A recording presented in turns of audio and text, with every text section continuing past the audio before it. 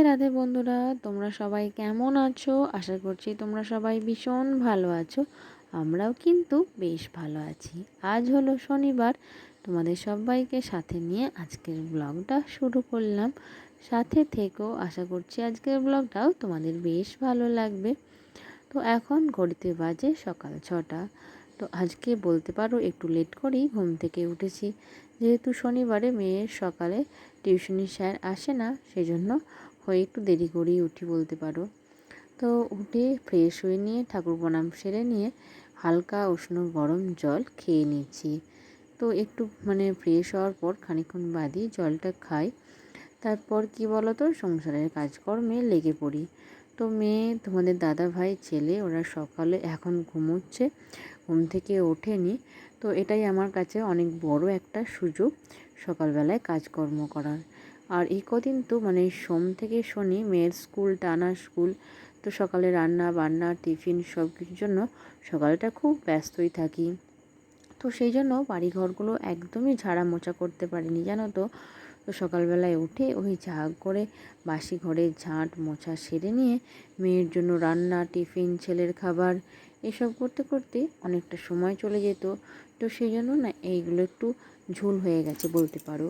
তো না হলে তো আমি ঝুল হওয়ার আগেই এগুলো পরিষ্কার করে দিই প্রত্যেক সপ্তাহে। আর কি বলো তো, রবিবারে যদি বা হাতে রবিবারটা পাই, মেয়ের তো আর কদিন বাদই পরীক্ষা, সেজন্য ওকেও একটু বেশি করে পড়াতে হচ্ছে। তো সেই জন্য সকালবেলাটা তাড়াতাড়ি করে কাজ সেরে নিয়ে এখন ওকে পড়তে বসিয়ে দিই। তো সেই জন্য রবিবারটাও বলতে পারো হাতে খুব কম সময়ই পাই। তো আজকে তো শনিবার বললাম তোমাদের। আর কি বলো তো বন্ধুরা, যেহেতু ছেলে ঘুমাচ্ছে, তো সেহেতু ভাবলাম যে আজকে একটু তার মধ্যেই ঝাড়া পোছাগুলো করে নিই, কেননা এই ঝুল থাকলে না আমার একদম ভালো লাগে না। তারপর এই যে লাইটের কাছে এখন বিভিন্ন রকম পোকাগুলো আসছে, আর সেগুলো ঝুলের মধ্যে ঝুলছে, দেখতে আরও খারাপ লাগছে। তো সেই জন্য একদম ডাইনিং, রান্নাঘর, এই যে আমার যে শ্বশুরমশাইয়ের যে রুমটা, তো সেগুলো সব ঝেড়ে নিচ্ছি। আর আমাদের রুমটা তো এখন অন্ধকার, ওরা সব ঘুমোচ্ছে, সেজন্য আমাদের রুমটা আজকে আর ছাড়তে পেলাম না। আর দেওর যে রুমটায় থাকে সেই রুমটাও বাকি পড়ে আছে, কেননা দেওর এখনও ঘুম থেকে ওঠেনি। তো বাদ বাকি যেটুকু ফাঁকা পেলাম সেটুকুই ঝাড়া পোছা করে নিচ্ছি। তো আমার আগের ব্লগে মৌসুমীর লাইফস্টাইল থেকে দিদিভাই কমেন্ট করেছিল। তো আমি আগের ব্লগে একটা বাড়িতে টমেটো সস বানিয়েছিলাম। তো সেই টমেটো সসটাই দিদিভাই বলেছে যে আমি বাড়িতে ট্রাই করে দেখব, খুব সুন্দর হয়েছে। তো দিদিভাই, তোমাকে অসংখ্য অসংখ্য ধন্যবাদ এত ভালোবেসে আমার ভিডিও দেখার জন্য এবং প্রতিদিন ভালোবেসে কমেন্ট করার জন্য। তো যাই হোক, দেখো আমি এখন রান্নাঘরটা ঝাড়তে চলে এসেছি। আর কালকে রাতে তো প্রচণ্ড এত জোরে জোরে বজ্রপাত হয়েছে, আর শিলাবৃষ্টিও হয়েছে, জানো তো।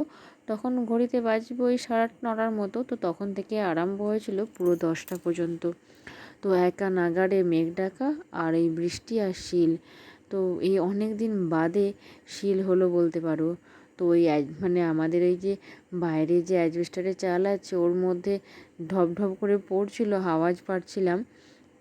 তো খুব একটা যে বড় বড় শিল হয়েছে তা নয়, তো ওই মাঝারি মাপেই ওই চকলেটের মতো হবে হয়তো।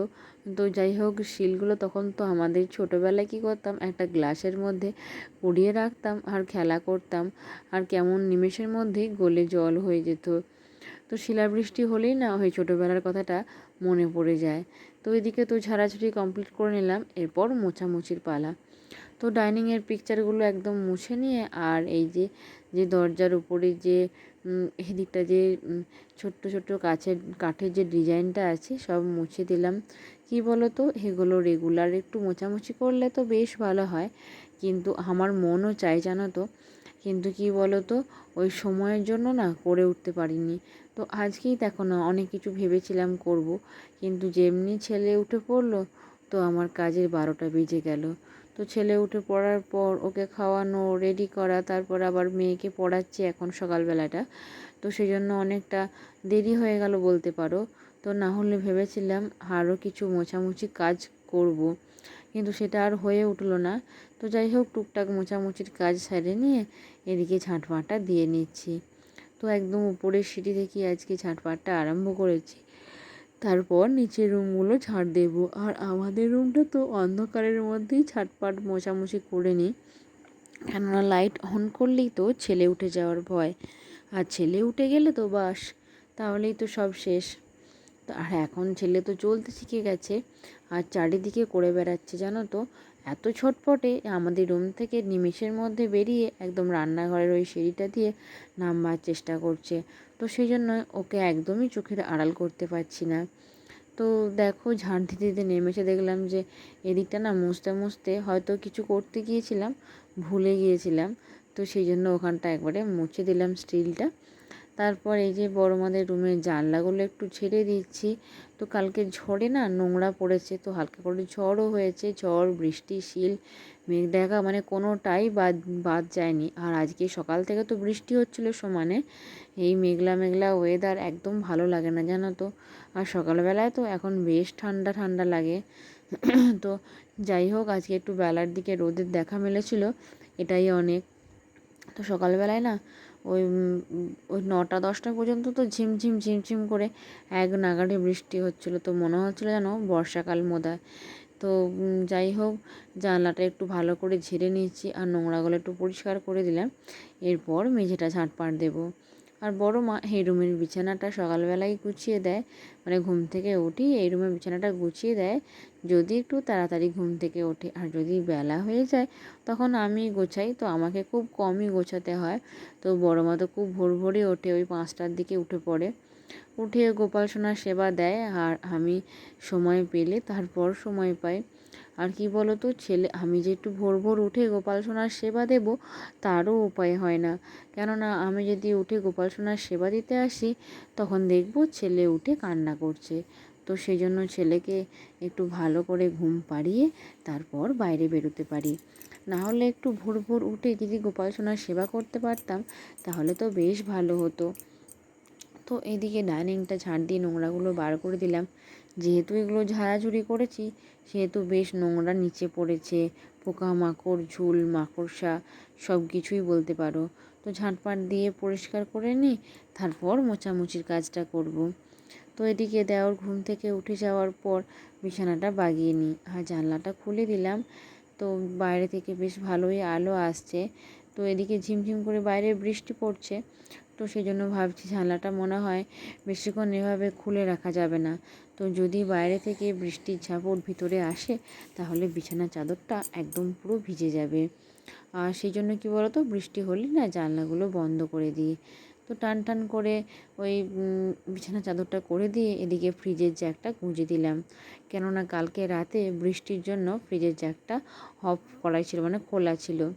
তারপর কাজ সেরে স্নান টান সেরে এদিকে কালীতলায় এসেছি পুজো করাতে।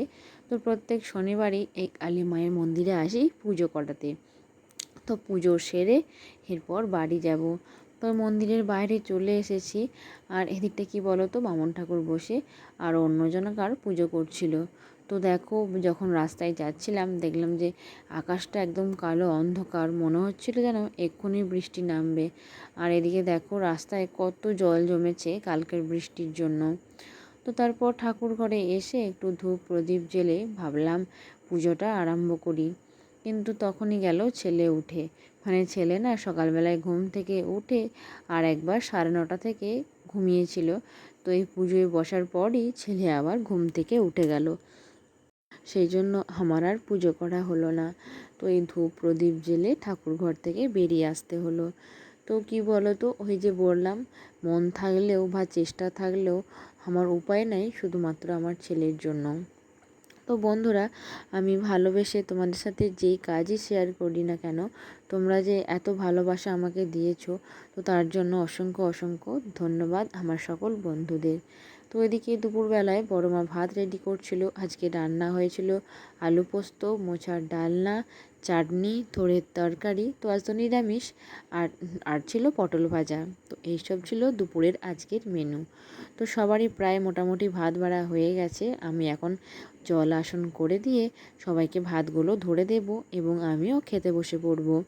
তো ছেলেকে আগেই খাইয়ে দিয়েছি। ছেলের জন্য আজকে দুপুরে বানিয়েছিলাম খিচুড়ি, তো ছেলে সেটাই খেয়েছে।